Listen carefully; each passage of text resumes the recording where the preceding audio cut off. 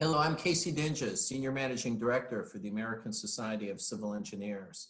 Thanks for joining us today for a discussion on how to get work-life alignment. My guest today is Hugh Scott, life coach and owner of HCS4 Consulting. Welcome, Hugh. Hi, Casey. Thank you very much for having me. We've heard before that work-life balance is an important part of having a healthy life and satisfying work environment. It helps reduce stress and prevent burnout in the workplace. But now studies show that work-life alignment may top work-life balance. First, what is the difference between work-life alignment and work-life balance? I like to subtract the word work away from that and simply call it life alignment. And I'm hopeful that people look at that block of your life that we call work as being able to integrate fully in there. That's really interesting how work is a component of life being the bigger picture that you present. How can aligning work and life be particularly challenging for civil engineers? Has this become more challenging with the coronavirus pandemic? Civil engineers tend to be fairly objective in nature. With that, engineers can have trouble getting into the gray area, and that can cause some challenges.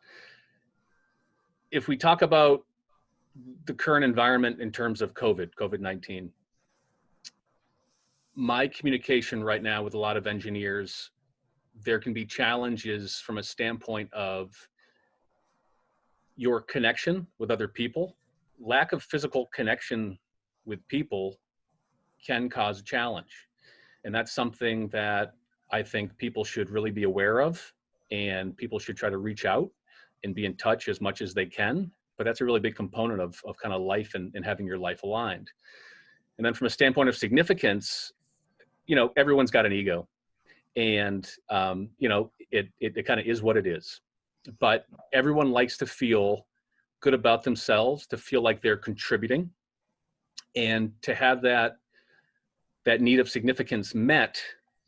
Not having the human touch, not having someone give you a pat in the back and say, hey, wow, great job on that. That drawing looks fantastic. Great set of calcs, excellent presentation. You really hit that one out of the park. That can start to really wear on people. So things like that, I think, are having the most effect right now from the whole COVID environment situation, is just simply not having that human interaction, that human touch.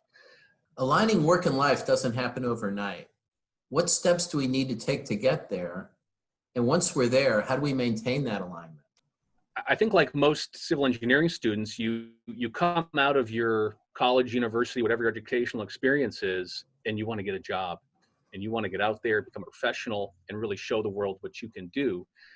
It took me a couple different steps from my first job to really start to get into a situation where I had more access to things like leadership, and to experiences where I started to think about things like, what's my purpose? What's my passion? What do I really want to do with this thing called life?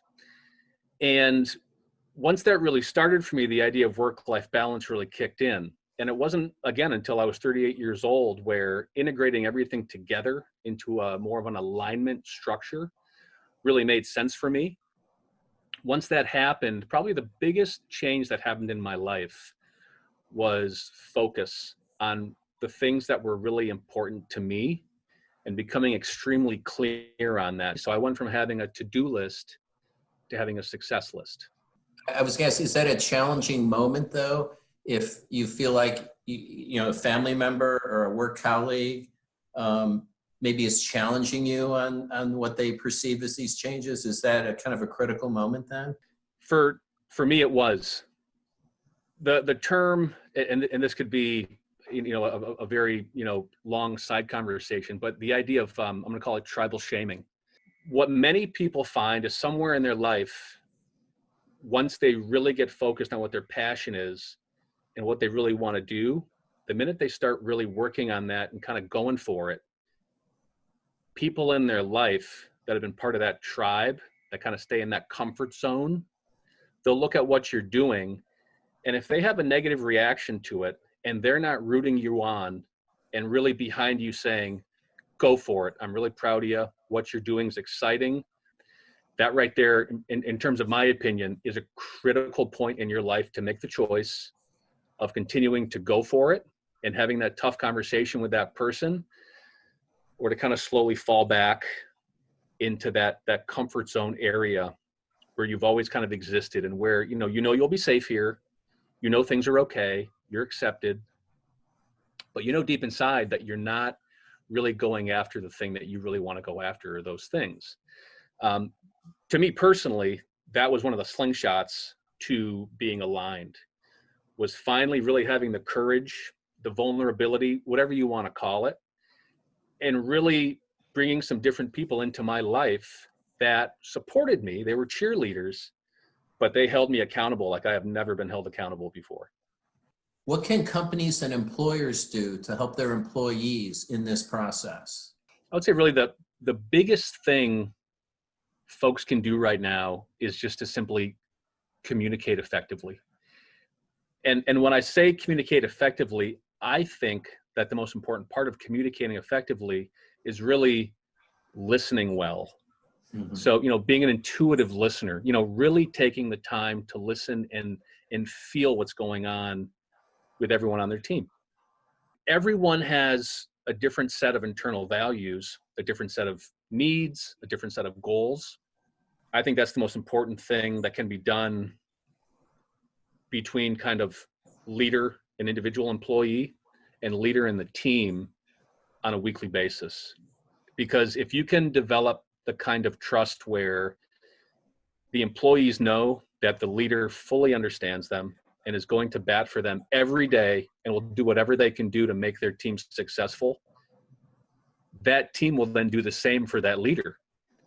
Are there things our family or colleagues can do to support us in seeking alignment? It's so important to surround yourself with people that are authentic, mm-hmm. and that, again, are going to be your cheerleaders and support you, but on the flip side, are really going to know that they can hold you accountable, and that you're not then going to have a negative response to that. You're going to say, you know what, Casey, thank you for that.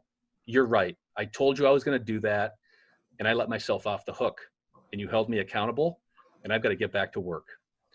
So it's a positive thing, because I know that by you doing that to me, it's going to make me better.